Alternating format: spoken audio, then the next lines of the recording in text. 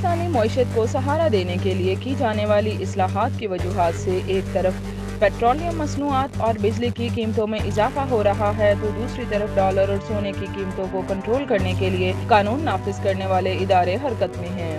نگران حکومت نے گزشتہ ہفتے ڈالر کی قیمتوں میں اضافے پر مختلف محکموں اور انٹیلیجنس ایجنسیوں پر مشتمل ایک ٹاسک فورس تشکیل دی ہے جو ڈالر، سونے اور دیگر اشیاء کی اسمگلنگ کو روکنے کی کوشش کرے گی۔ پاکستان میں سونے کی اسمگلنگ کیسے ہو رہی ہے؟ بات کو جاننے کے لیے یہ دیکھنا ضروری ہے کہ سونے کی مارکیٹ کیسے کام کرتی ہے۔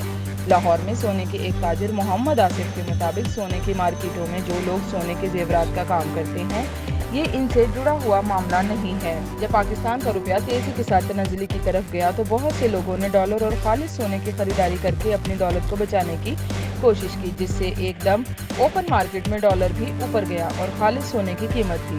انہوں نے بتایا کہ سونے میں سرمایہ کاری کرنے کے لیے لوگ سونار سے زیورات نہیں خریدتے بلکہ 24 کیرات کا خالص سونا خریدتے ہیں۔ زیورات والے سونے میں پالش اور دیگر چیزوں کی آمیزش ہوتی ہے اور وہ 21 یا 22 کیرات سونا ہوتا ہے۔ اس میں تو سرمایہ کاری کرنا ممکن ہی نہیں ہوتا۔ خیال رہے کہ پاکستان میں سونے کی مارکیٹوں میں ایسے کاریگر بھی بیٹھے ہیں جو خالص سونے کا کاروبار کرتے ہیں۔ وہ زیورات سے ملاوٹ نکال کر خالص سونے میں تبدیل کرتے ہیں۔ نگران حکومت کی طرف سے بنائی جانے والی ٹاسک فورس کے قیام کے بعد پاکستان میں فی تولہ سونے کی قیمتوں میں 2 ہفتوں میں بڑی کمی واقع ہوئی ہے۔ گزشتہ ہفتے فی تولہ سونے کی قیمت 2,09,000 روپے تک آ گئی، جبکہ اس سے قبل یہ 2,39,000 روپے تک بک رہا تھا۔